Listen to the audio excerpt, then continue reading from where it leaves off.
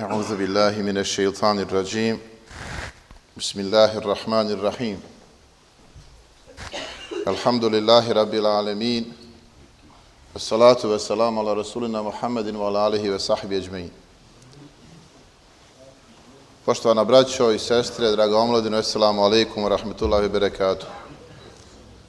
Dobrodošli na naše još jedno sabatsko druženje, 7. po redu, a broj 7 je specifičan broj u islamu, zauzima jedno neobično mjesto. Broj 7 je simbol beričeta, hajra, nagrade, Allahove milosti i tako dalje. Hadis koji smo za ovo jutro odabrali glasi: Ebu Musa el-Ešari prenosi radijallahu anhu da je poslanik sallallahu alejhi ve sellem kazao: El mu'minu lil mu'min kel bunjan yashuddu ba'duhu ba'da thumma shabbaka bayna asabi'ah, rawahu al-Bukhari. Što znači u prijevodu, mu'mini, odnosno vjernici, su jedni prema drugima poput čvrste građevine, čije cigle podupiru i učvršćuju jednu drugu, a zatim je prenosi ravija, odnosno prenosilac, poslanik sallallahu alejhi ve sellem na ovaj način isprepleo svoje prste kako bi pojasnio upravo kazane svoje riječi, da su vjernici poput cigli ili prstiju u ovoj građevini.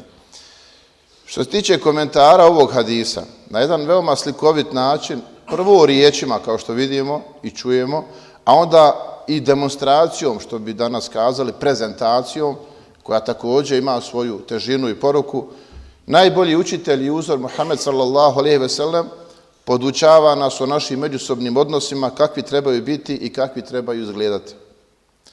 Radi se o takvoj vrhunskoj metodici u podučavanju da je i nama danas, koji smo u generacijama poslije Muhammeda alejhi salam, a i generacijama prije nas, u potpunosti jasno kakva je poruka ovog hadisa i kako trebaju da izgledaju naši odnosi. Poput građevine u kojoj su cigla jedna uz drugu i jedna drugu podupiru, nadopunjuju i učvršćuju. I ne samo to, cigle ili elementi u građevini su tako uzidane da ravnomjerno raspoređuju teret i težinu konstrukcije. Kada bi taj silni teret stavili na samo jednu ciglu ili samo 2 ili 3, cigla bi se ili element raspali od siline pritiska. Ali jedna uz drugu u čvrstoj i kompaktnoj cjelini cigle su u stanju podnijeti teret i pritisak koji je stotinama puta, možda čak i hiljadama puta veći od same jedne cigle. Poput isprepletenih prstiju na rukama, jedan prst je slab i lahko lomljiv, ali zajedno svih 10 prstiju u jednoj cjelini čine snažnu i otpornu cjelinu. Stoga je osnovno značenje navedenog hadisa sljedeće: vjernici između sebe su u takvoj vezi i tako su povezani da između njih nema nesklada niti odudaranja. Kao takvi u cjelini, to jest u džematu, u stanju su podnijeti terete i izazove i probleme pred kojima bi se pojedinac slomio ili pokleknuo. Kada kažemo džemat, braćo, ne mislimo samo na zajedničko obavljanje namaza, to je samo jedan od vidova međusobne saradnje među vjernicima. Džemat je svaki vid udruživanja vjernika u zajedničkom djelovanju. Ako tako razumijemo džemat, onda je džemat i mreža mladih, i udruženje, i zajednički projekat i akcija, i bilo što se radi u ime Allaha zajedničkim snagama. Zaključak: vjernici su cjelina i podupiru se i pomažu podjednako u svim svojim aktivnostima, kako ovo dunjalučkim, tako i ahiretskim.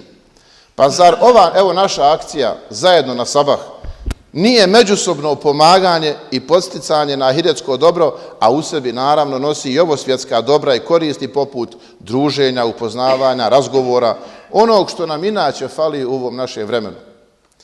Još jedna korist, braćo, poređenja vjerničke cjeline sa građevinom od cigli je sljedeća. Naime, vidjeli ste da u zidu nađe se poneka cigla ili čerpić ili element koji je slabije kvalitete, promako u procesu proizvodnje, i onda se on počne runiti i slabiti.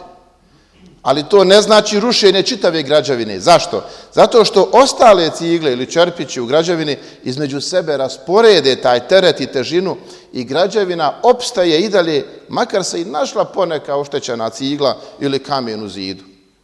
Tako je i sa vjernicima. Nisu svi podjednako čvrsti i jaki. Ima slabijih, ima jačih. Ima i bolesnih, a ima i siromašnih. I onda oni oko njega preuzimaju i raspoređuju teret koji je pritisnuo brata vjernika i na taj način mu olakšavaju. Lijepo je vidjeti građevinu i diviti joj se. Ali mi često zaboravljamo i nismo svjesni da je i najljepša građevina sastavljena od manjih dijelova, to jest od cigli, elemenata, čerpića i tako dalje.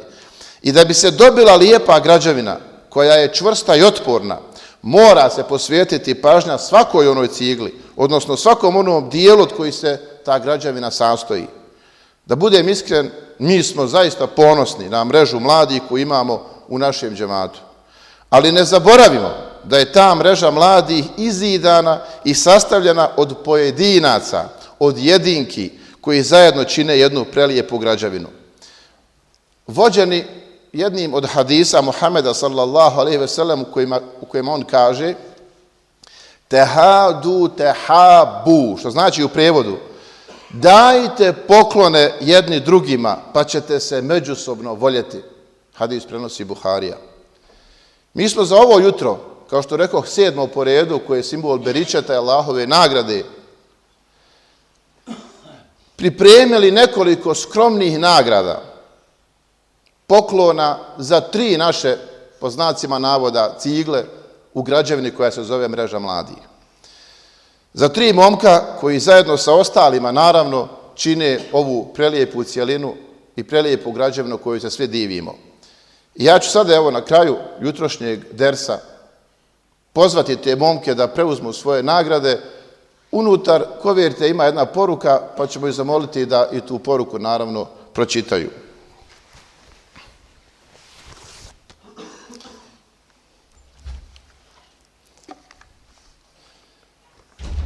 Ja ću pozvati prvo Haruna da dođe ovdje kod mene. I zamoliti ga da otvori kovertu i pročita poruku koja je njemu namijenjena. Aj, sjedi.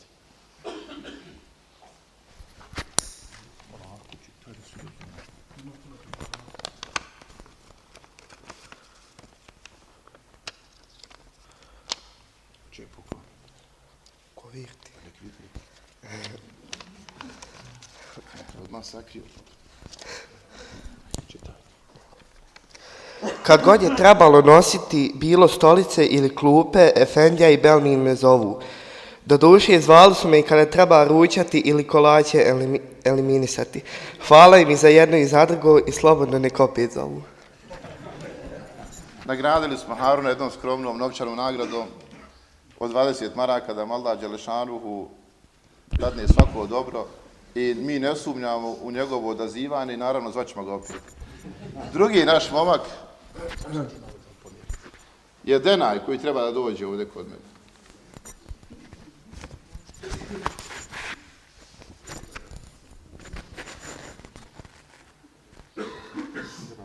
Isto sve.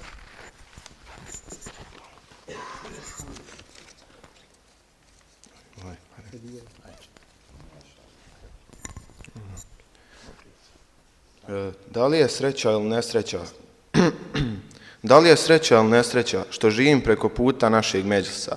Mislim da je sreća jer sam u prilici uvijek priteći i pomoći i odazvati se. Ponekad možda i ja zaboravim da sam prvi međlisov komšija, ali me moja braća i prijatelji redovno podsjete svojim pozivom u akciju. I naravno hvala je Denaju na njegovom odazivu uvijek kad god je trebalo. Te Allah nagradi na sav tvoj trud ako Bog da. I da nam budeš opet u budućnosti. Malo se tam pomjerite. I evo ostala je još jedna koverta. Naravno, svi su zaslužni, kao što je rekao, to je cijelina. A evo na ovaj način hoćemo naše najmlađe članove da ohrabrimo, nagradimo, motivišemo, kako bi naravno i u budućnosti osjetili da pripadaju toj cijelini i da ih zadržimo uza se. Jer vidite i sami, vrijeme je puno izazova. Ako mi njih ne okupimo oko sebe, otiće tamo gdje ne treba. I ova posljedna je koverta za našeg Armina. Gdje nam je sakrio se?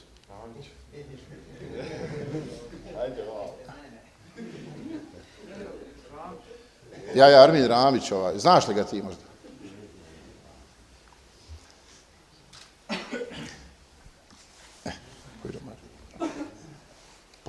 čitaj poruku, izvadi.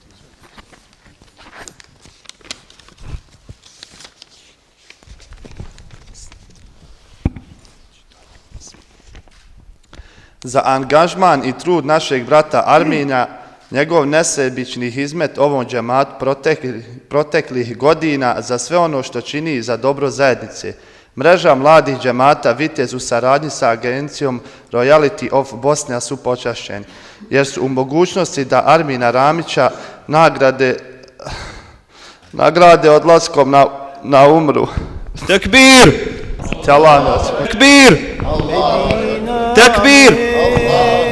Sebi zove Džan Muhammed, gdje počiva, toliko ga volim Bože, ali srce tajnu čuva, ali srce tajnu čuva.